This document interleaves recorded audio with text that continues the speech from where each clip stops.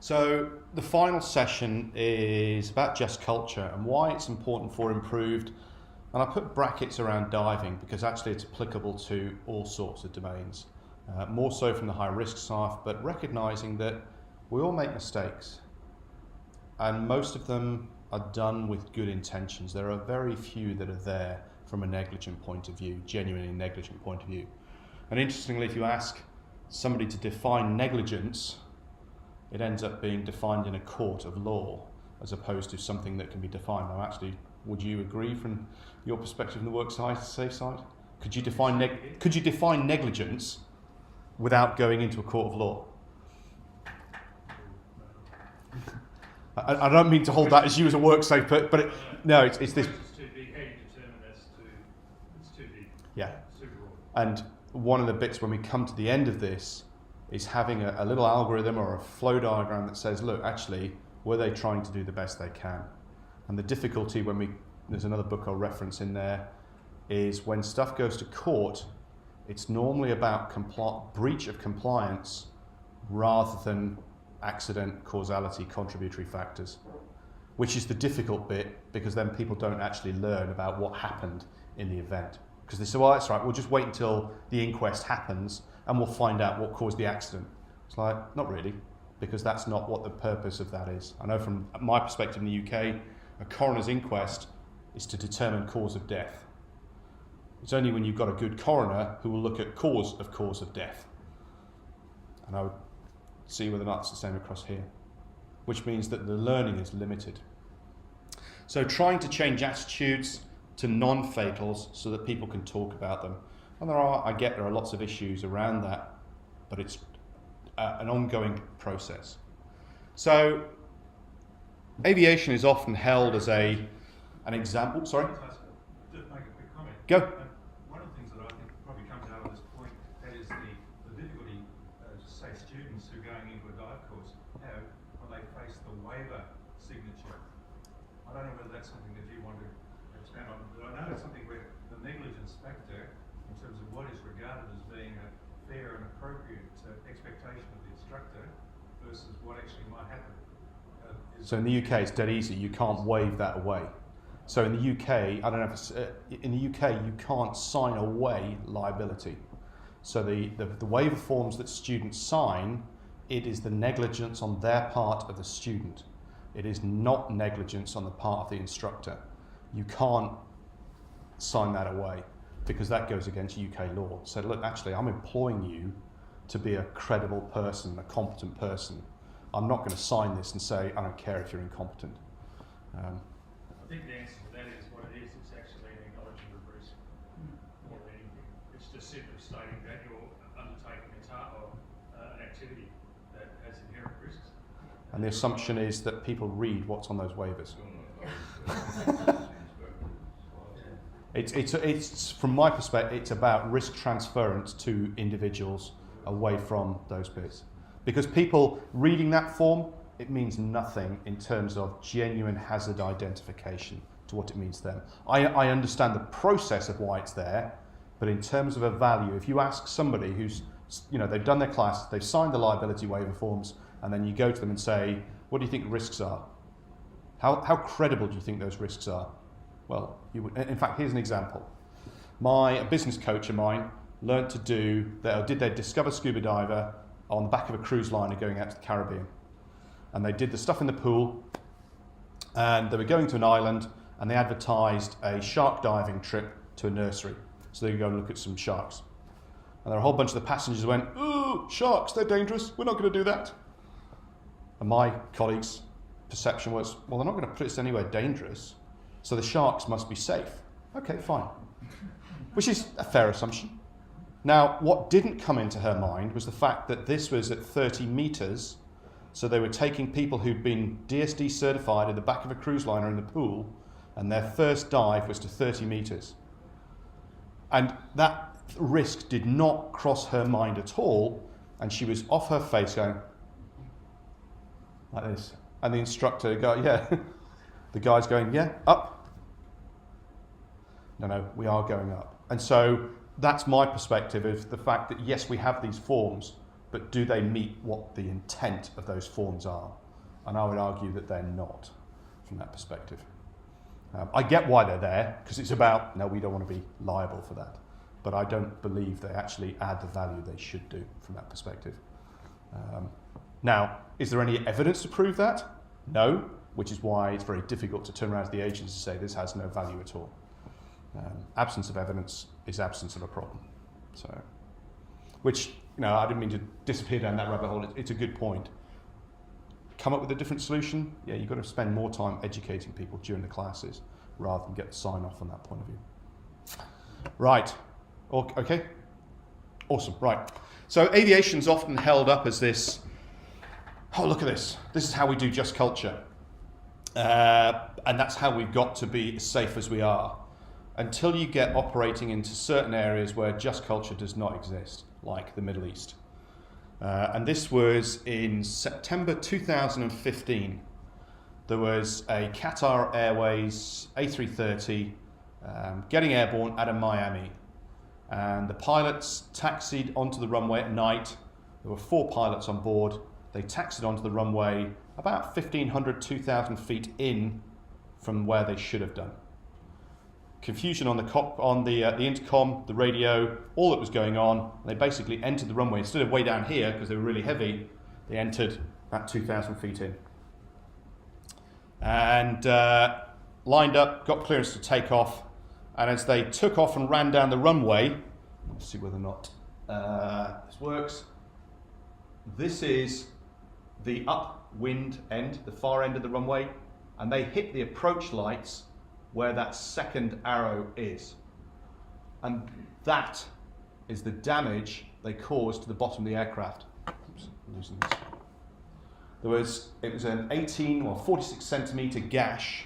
There were 90 pit marks in the bottom of the aircraft. They didn't know they'd actually hit the landing lights, move this away, until they taxied in at Doha, and the ground handling crew were like, whoa! The investigation finished 6 months later and they fired the 4 pilots. Because the CEO turned around and said, I don't want incompetent crew on my airline. And he said, it was an unfortunate incident. At no time was the aircraft or the passengers put in any harm's way. Well, actually, if you look at where the aircraft, if they had to stop here, they wouldn't have stopped. They would have run off the end of the runway, maybe stopped in that dike, river, or potentially gone into the housing estate on the other side of the runway. And judging... What about the clearance they were given for takeoff, though? In what sense? Did you say the control tower? Oh, yeah, again, clearance takeoff, but they didn't see that they were, it's a sort of 2-mile runway, to see that they'd lined up at the wrong place. So they followed their instructions, they'd entered the runway at the point they thought they were, and then took off. So that, and on the right-hand side is one of the landing lights that they'd hit. Compare that to a colleague of mine who was operating out in the Caribbean. He and the captain had never been there before, and they taxied out. They landed in the dark, and then they taxied out in the dark. And they were told to taxi to the end of the runway and turn around and line up. So it was basically an entry point, and then you've got at each end, and there's a dumbbell, and you turn around and then take off. On the landing charts, there was only a dumbbell at each end. And as they're taxiing down, they saw a big concrete area. And so, oh, okay, we must be at that end, because they'd never been to the runway before. Lighting looked right, so they turned around, lined up, and took off. And as they passed the other end of the runway, it was like, ooh, that was a bit sooner than we thought. So we get this mental model of how long it takes to run down a runway, get airborne, and pass the lights. So they got airborne, established in the cruise, and they fired up the internet, looked on Google Earth and went, ooh, there is a dumbbell further in the runway than there is as well as at the end. From their perspective, they'd taken off in their mental model, they were in the right place. As soon as they landed, they contacted the airline and said, I'm sorry guys, we screwed up. This is what's happened. And they went, brilliant, thanks very much. We'll feed that back into the landing chart people, because on the chart, there was only the 2 dumbbells at each end. There wasn't the concrete circle that was there. Same issue, but treated completely differently in terms of learning. And when I spoke to my colleague about this, I said, yeah, look, it's not a problem at all. You make a mess up, we talk about it, it's okay. And in fact, something that appeared in my feed today of a fast jet pilot operating in Afghanistan in support of troops in 2010, and the title was, "Only me and my wingman knew where we were, but that didn't stop me telling the rest of the organisation." So they were in supporting troops on the ground, and it required them to do a pass where they were doing support troops. It meant that they ended up flying into Pakistani airspace by half a mile, where they didn't have any clearance or diplomatic clearance to do so. They lined up, did the pass for the troops, supported them, and then flew home. And they landed and said, "I'm really sorry, boss, we screwed up. This is the reason why." And it ended up going to a very senior officer level to prevent a diplomatic incident. They got grounded for 7 days, bit of a slap on the wrist, and said, "Don't do it again, but we totally understand." They could have got away with that, swept it under the carpet and not told anybody, but actually the culture is, let's talk about the mistakes we've made so that others can learn. Not because you're going to make exactly the same mistake again, but because conceptually we need to understand those reasons. We talk about the diving side of things, that certainly doesn't exist. And this was 2 years ago, in fact 3 years ago now, they fortunately rejected that claim. It's almost a case of how much crap can you throw at the wall and see what sticks when it comes to the lawsuits. There are a whole bunch of reasons why West Skiles ended up diving on that dive. Nothing to do with the equipment or the training or anything else that was going on there. There were systemic issues. The people he was diving with didn't know that he wasn't certified on that rebreather. Their protocols were flawed. He'd actually turned the handsets away because they were getting in the way of the video rig, and he turned the oxygen off on the rebreather because he perceived that the injecting oxygen on the solenoid was going to impact the audio of the video that he was shooting. And in hindsight, you think, oh my God. And unfortunately, it cost him his life because he breathed down the PO2 in the loop and then ascended and then dropped. There are a whole bunch of other drugs and stuff that was involved, but fundamentally, not understanding the risks that are involved from that perspective. Yes, we've got to take personal responsibility, but we've also got to recognise that there are systemic issues at hand that's there. And then this was, I ended up contacting this cave instructor to find out what had happened. And unfortunately it was a lawsuit, so he couldn't tell me. Generally, or the general gist is, he just finished a cave class with his student, and he was now guiding with his graduate. So there's an authority gradient piece here. He swam into the cave, and it had a loop, and they were going to go to a certain point and then turn back round again. They got into the cave, left a marker for the pair of them instead of one each. They got in, she was shooting video, and he turned round and she disappeared. And he thought that she'd gone round this way back to where they'd come from. So he followed that out, noticed the marker was on the line and removed it, and the jump line to get there. Removed that, exited the cave, and it was like, where is she? Well, she's still in she hadn't exited. She was still in the cave and she drowned. And then we look at the process of what happened versus the outcomes. And saying to people, how often have you moved a marker, or how many times have you lifted a line? And look at those failure bits, not the outcome. Somebody died, and that's a sad situation to be in. But actually the outcome is not interesting when it comes to learning. That is just the end of the chain. But that's where we often focus most of our stuff. What we need to look at is what led up to that to help us improve things. It doesn't help when you end up with forms like this that says, this report is being prepared in anticipation of litigation. And I picked this one because it's an easy one to get. But nearly all the other training agencies have got the same thing. How honest do you think people are going to be in terms of the narrative that's put there, especially when it comes to learning? And it's not. It will be work as prescribed that goes into that, which doesn't help. So that just culture, the definition from the European regulations, European community regulations, commensurate with their experience and training, but in which gross negligence, willful violations, and destructive acts are not tolerated. There's that bit that gross negligence can't really be defined until we start to look at the details. And that doesn't necessarily help you learn. Safety culture starts with that journey of a just culture. We've got to create an environment that says it's okay to tell these stories. Tell context-rich stories. All of the background, the drivers, the behaviours that led people to make the decisions they did. Because with a full story, that allows you to do a robust analysis, to understand what was going on, and not just stop at, he made a mistake, he made an error, he broke the rules, he did something wrong. Well, we know that. Don't stop at that bit. Why did it make sense to break the rules? What were the drivers? What were the pressures? Why were they doing what they did? Why couldn't they speak up and challenge things if need be? And I know from experience chatting to people who work in dive centres, especially in Southeast Asia and the Middle East, it's a case of, you want a job here? This is how we do our business.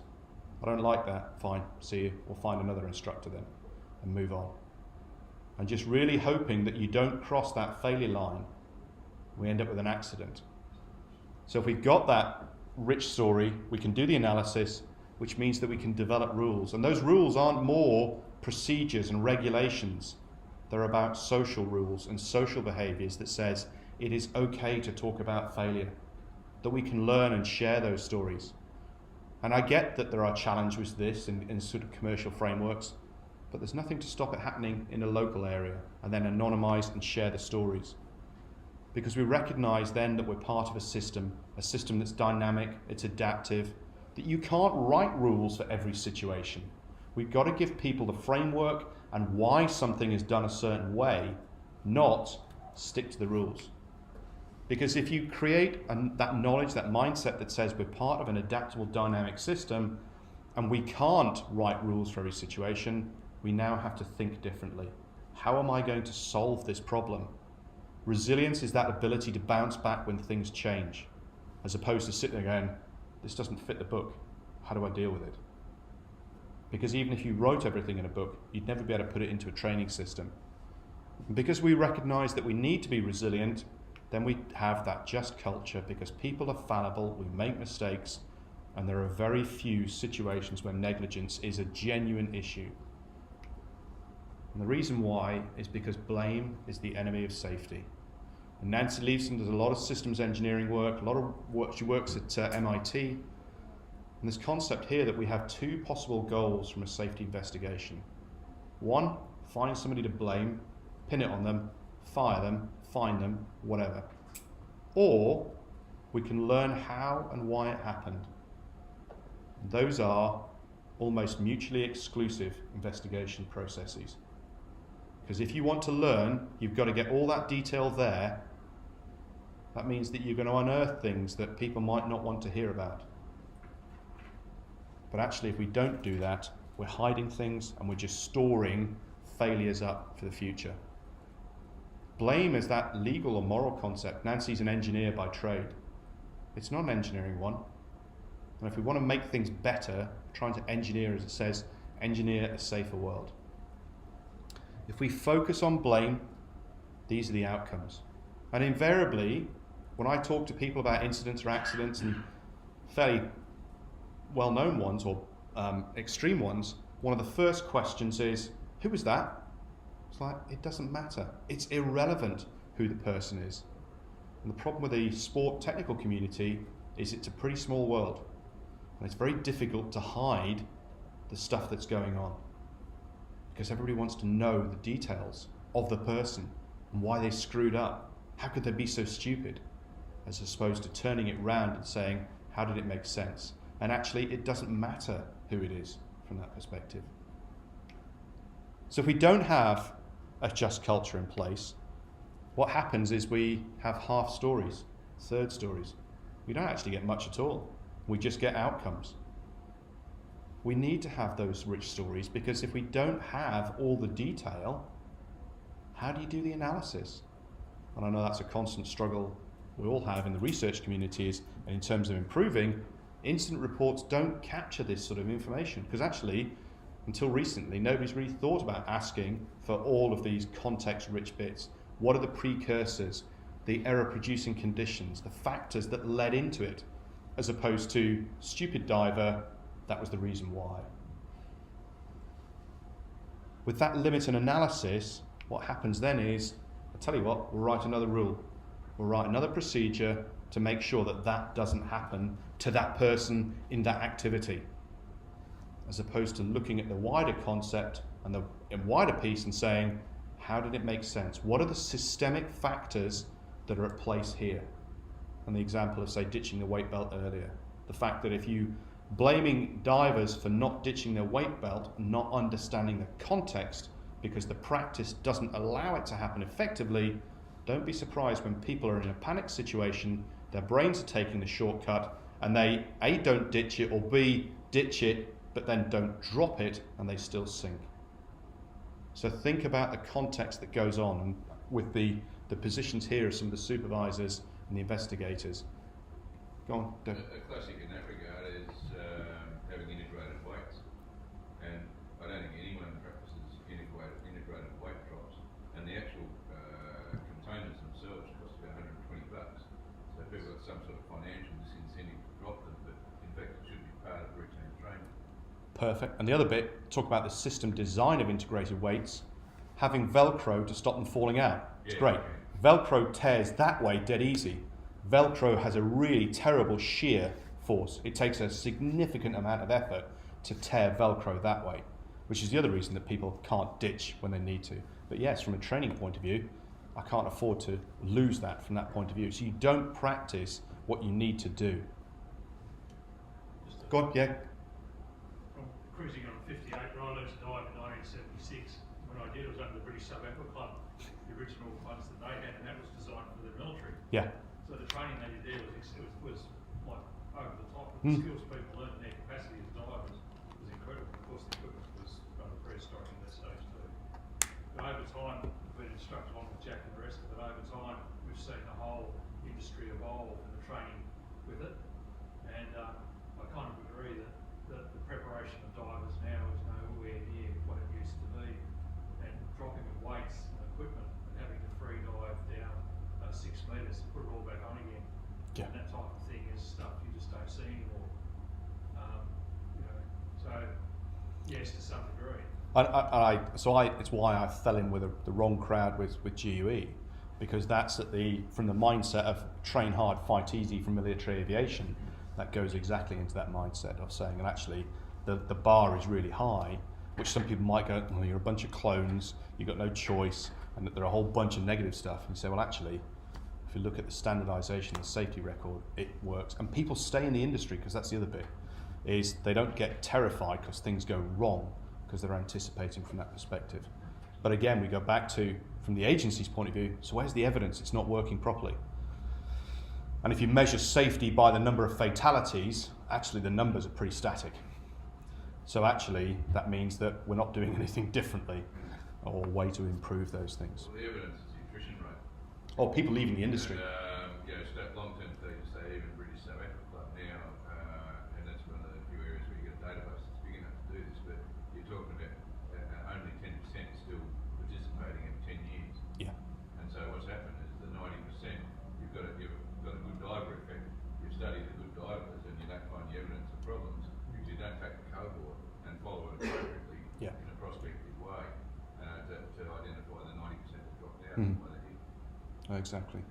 So we end up with a situation where more and more rules, you've got to follow those, and people go, pfft, or they don't actually meet the needs. Run a risk assessment. Is that risk assessment process valid? No, but I've ticked the boxes to say I've done a risk assessment.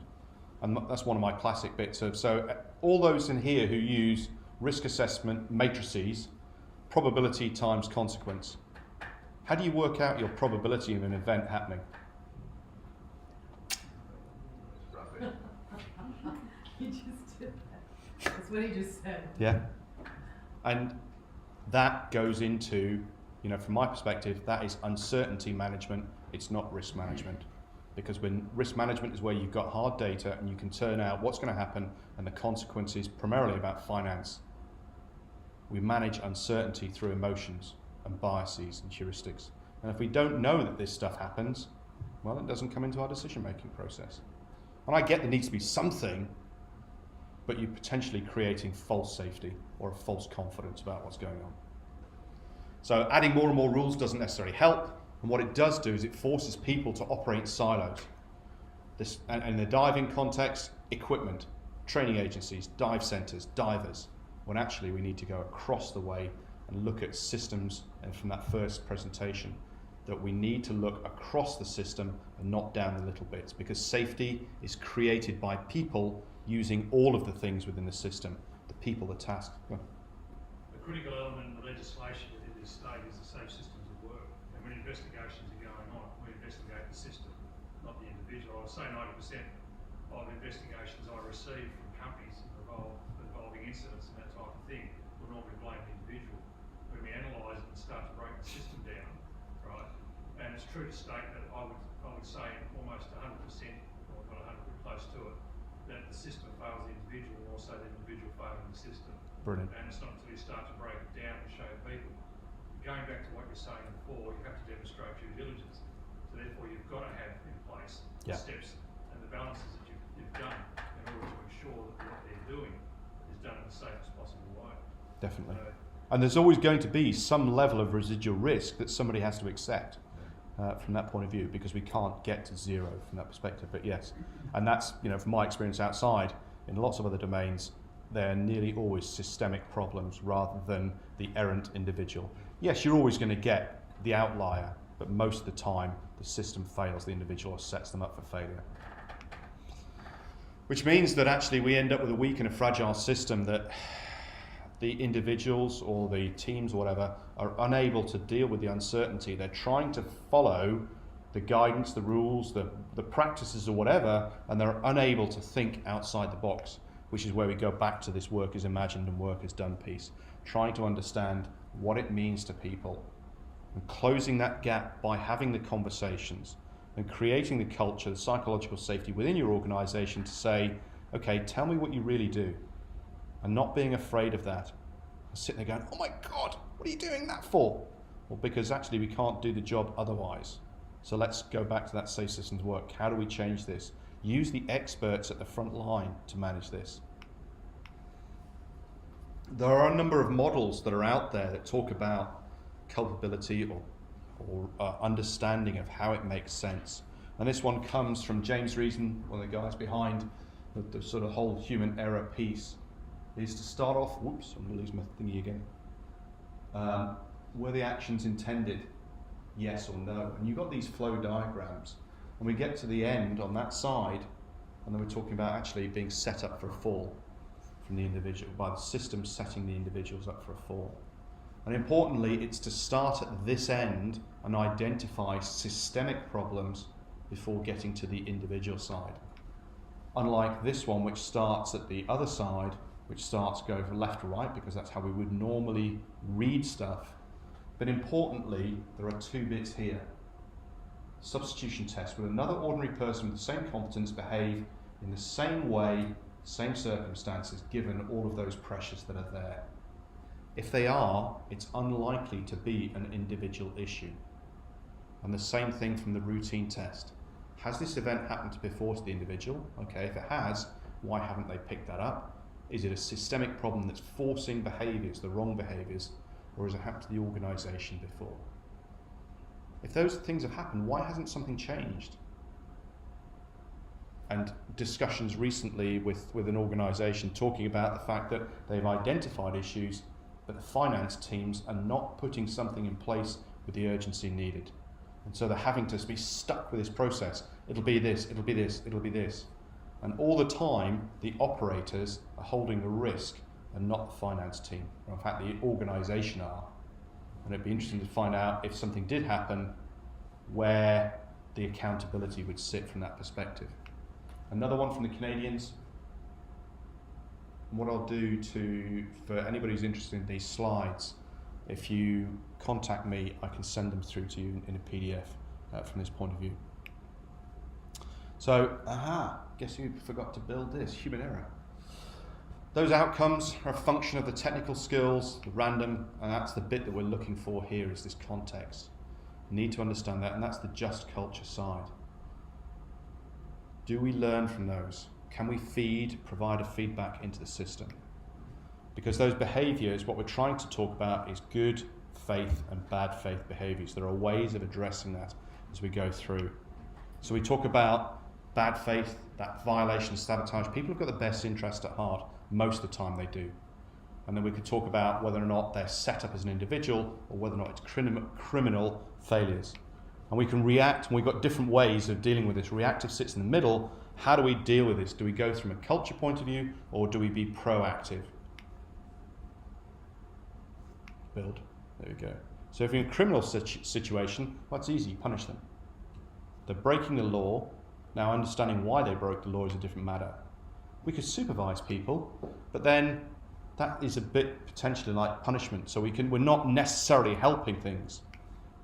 What we want to do is go to the other end. We're trying to build. Be proactive or create a culture that's there. The downside by being proactive, by putting training and processes in place, is we potentially end up with regulation overkill. We end up with paralysis because nobody wants to make a decision. Nobody wants to be accountable to what's going on. The best way to develop this is through a culture that says we're fallible and we'll learn and develop accordingly. I also get that there are legislatory restrictions that force certain behaviours. Aviation is lucky because it has got legislatory protection that prevents information submitted as part of a safety investigation being used in litigation or a criminal setup. And in fact, it was tested 3 years ago with 2 accidents. One was a helicopter crash, where the police helicopter ran out of fuel and crashed on top of a pub in Glasgow and killed all the occupants of the helicopter and a number of the occupants of the pub. And the other one was a vintage jet aircraft that crashed at the Brighton Air Show at Southend and Sea. And in both cases, the family wanted the cockpit voice recorder and the video information to be released by the Air Accident Investigation Branch. And it went to the High Court in the country, who said no. And the reason why is because then that would compromise the whole learning across the system that says stuff that is submitted as part of a safety investigation is privileged information, and it cannot be used for legal purposes. Because now people can be honest in those safety investigations and say things that would normally incriminate them, but actually open things up. Anybody who's involved in this, I don't know if you've come across this book before, Paper Safe, is worth having a look and just talking about potentially the false safety that is associated by having lots of paperwork in there. And that's the presentation that I gave at Oztech this year, which looked at the difference between paper safety and operational safety. Yes, there needs to be the framework, which we're talking about just now, to make sure you're covering, especially if you're in a commercial framework. But at the same time, you can end up in a system where actually you don't get stuff done and you're not able to be resilient and deal with the vagaries that are there. And it's about building those relationships. I'm going to quickly build this bit. In the main, which are all these bits here, there are opportunities to learn. Go through a safety management system or a quality control system for improving what's going on. It's an interesting bit with the agency that I'm involved with, GUE. I sit in that quality control department, and my colleague is very much a black and white person. You're either inside the rules or you're outside the rules. And I try to explain to him that actually there's a bit of a grey area depending on what's going on. And if we have this hammer that says punishment, then actually we won't learn, and we will have continual drift until at some point something goes wrong and it's too late. And from my perspective, if students fail, if the students fail their classes, the instructors fail in their requalification process, which is mandatory, then we as the system have failed developing those people. We need to be able to bring our students up and our instructors up by having these feedback processes. And then we end up crossing that line, which is where we end up with the judicial and legal system. Most of the diving, recreational stuff sits above that line, and it's about how to improve, because those are where opportunities and areas for improvement are. But you can only find that out if you've created a just culture in your environment, your company, that says this is what's going on. The second part, or another part of this, is looking at second victims. And this quote comes from this healthcare paper, but you can replace healthcare provider with anybody. Somebody who's, say, involved in a rescue or a first aid situation or an emergency, if they were unable to do something, they potentially end up with a lot of stress. And I know, again, from the forums that I read, that the stresses that people end up being involved with or being exposed to are not really captured anywhere in the same way that healthcare professionals are. So as rescue divers or instructors, if they end up having to bring somebody up in that situation, there isn't really the support that's out there that would normally be available to, say, healthcare professionals, recognizing that they try to do the best even though they couldn't. So the next one, please. Don't seek out who's to blame. It must have made sense for them, whatever they're doing. Even if it appears to be a completely stupid idea, it must have made sense for them from that perspective. Punishment doesn't have to be in terms of a legal system, commercial system. For a lot of the social media work and diving, you can put people down big time through social media. And actually then that stops the reporting and the learning that's going on. If you're in a supervisory position, even if you're not, is role model those behaviours and try to change attitudes towards how did it make sense. If you've got people within your organisation who are breaking the rules for organisational benefit, you could look at that and say, that's optimisation. How do we exploit that in the bounds of a safe system of work? How do we improve things? Because you've got experts at the front line doing what needs to be done. And finally, just because you've got a reporting system in place, it doesn't necessarily mean that the learning's going to happen. Because you've got to take that information in, you've got to analyse it and feed the information back. Even if it's to say, that's the reason why it happened and we can't change and we're going to accept the risk. Or we put something in place, but always have some form of feedback to say, thank you, we'll look into it, or these are the reasons why, because otherwise people are no longer going to submit those reports. And my final parting thought really was from James Reason. Human error can be viewed through one of two lenses. We can see human error as a cause of failure, or we can see human error as a symptom of failure. Unfortunately, the first is the most prevalent. However, if we don't consider the second view, we won't improve safety too much because we won't go beyond blaming the individual, which goes to your point from the work safe side, definitely. So, questions, comments, thoughts?